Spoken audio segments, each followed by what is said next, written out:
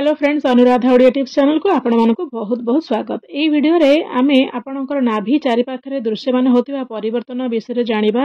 जेमिति कि आपणकर belly button गर्भावस्था रे केतेक क्षेत्र रे नाभि बाहरी पारे एवं केतेक क्षेत्र रे एहा भितर को जाई पारे। एही अंचल रे कुंडे ही पारे, नाभि चारि पाखरे जंत्रणा होई पारे एवं नाभि चारि पाखरे चर्म मध्य विस्तार होई पारे।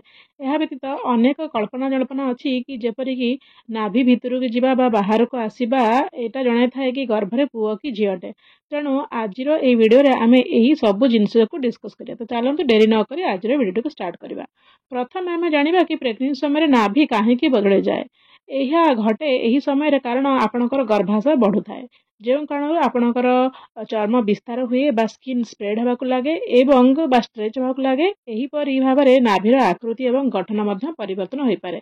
एहा आपणको जंत्रणा देई पारे। बेले बेले एहा आपणको नाभिरे बा चारि पाखरे ड्राइनेस बा सूक्ष्मता देई पारे। नाभिर रंग एवं एहार आखपाखरे परिवर्तन मुख्यतः गर्भावस्था उत्पादन होता मेलानिन उच्च स्तर जोगु होता है। तेणु केतक गर्भवती महिला नाभि चारि पाखरे रंगर परिवर्तन मध्य लक्ष्य करथांती एवं यह अत्यंत स्वाभाविक। गर्भावस्था यह घटिबा एवं प्रसव पर एही गुडिक धीरे धीरे समाधान हो जाय पारे। चलंतु एबे जानिबा कि नाभि चारि पाखरे काहेकि कुंडे हुए।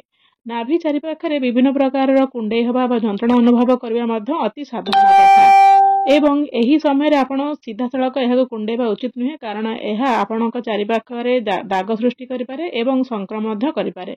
जदि आपणकर अत्यधिक जंत्रणा होची, कुंडे होची, स्ट्रेन होची बा बारंबार आपण नाभि को स्पर्श करछन्ती, तेबे सेठारे संक्रमण मध्य देखा जाय पारे। तेणु निश्चित करंतु जे आपण बारंबार आपण निज नाभि को स्पर्श करंतु नाही एवं विभिन्न प्रकार संक्रमण को आमंत्रण करंतु नाही। तेबे चलन जानिबा कि कुंडे हेले ताहले आपण कोन करि पारिबे। आपण जेकोसी नरम तौलिया व्यवहार करि पारिबे। सीधा सड़क आपणकर बेली बटन को छुईवा परिवर्ते आपण एक टावेल को व्यवहार करबा उचित एवं एटा मते ध्यान रखନ୍ତୁ कि एहाको अत्यधिक करंतु नाही, कारण अत्यधिक करबा द्वारा एहा परिस्थिति को अत्यधिक खराब करि पारे। गर्भावस्था नाभिर महत्व रहिछि, कारण प्लासेंटा जहार मुख्य अंश एवं शिशु को अम्बिलिकल कड़ माध्यम खाद्य एवं पुष्टिकर खाद्य जोगे थे नाभि चारि पाखरे ही अवस्थित होता है। तेणु एहाको अत्यधिक कुंडांतु नाही एवं एहार ध्यान रखନ୍ତୁ। आसंतु जानिबा कि जंत्रणा एवं कुंडे हेबा समय आपण कोन कोन सब सतर्कता अवलंबन करबा उचित। जंत्रणा कमाइबा पई एवं कुंडेबा कम होबा पई आपण सबले हाइड्रेटेड रहंतु। आपण प्रतिदिन कम से कम 3 लिटर पानी पियंतु। एहा सहित आपण फल रस मध्ये पी परिबे।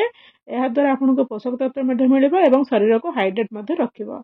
मॉइस्चराइजर मध्ये आपण व्यवहार करि परिबे। एक भलो मॉइस्चराइजर आपण व्यवहार करबा द्वारा आपनको एथरु मुक्ति मिले पारे। गाधोया परे आपण नाभि चारि पाखरे मॉइस्चराइजर लगे अत्यंत जरूरी, कारण थरे गाधोले चर्मर प्राकृतिक तेल सब धोई हो जाए।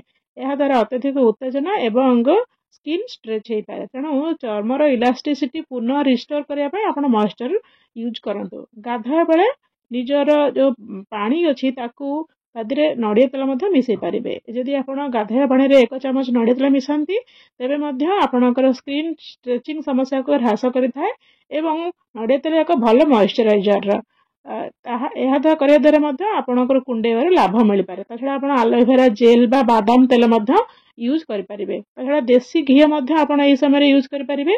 राति रे सोइबा को जिवा पूर्व आपण देसी घी आपण नाभिर चारि पाखरे रखि परिबे। 2 रु 3 बिंदा ही यथेष्ट हेबो। एहा द्वारा आपणकर नाभि सुखी जीव नाही एवं नाभिर जंत्रणा बा स्ट्रेचिंग रो समस्या मध्ये हेबो नाही। जदि देसी घी नाही आपणक घरे, तेबे आपण सोरिष तेल मध्ये व्यवहार करि परिबे। चलते एबे आम जानिबा कि नाभि द्वारा एक शिशु पुओ अछि कि झियो अछि ताहा स्थिर करिबाटा केते दूर सत। नाभिटी बाहर को होइछि बा भितर को होइछि, एहा गर्भरे बढ़ुतिबा शिशु विषय कोन किछि कहिताए। साधारणतः एहा एक पुरातन कथा बा बहुत कालरु एटा चली आछि कि नाभि जतले बाहर को बाहर जाए, तेबे गर्भरे शिशु थिबा बालक एवं यदि नाभि भितर को चली जाए ताहाले एहा एक झियो। किंतु एठी मु आपनको गोटे कथा स्पष्ट करिया को चाहूची कि यह एक पुराना कथा। यही प्रवाद प्राचीन कालरू प्रचलित है आसी। एथिरे कौनसी साइंटिफिक बा वैज्ञानिक प्रमाण नाही एवं यही सबू जिनस द्वारा आपण केबे भी जानि परिबे नाही कि आपणक गर्भरे झियो अछि बा पुओ अछि। मु आशा करूची कि एही वीडियोटी आपनको भल लागिथिबो। जदि एही वीडियोटी भल लागिथाय ताहले लाइक करिवे एवं अन्य मन सहित मध्ये शेयर करिवे।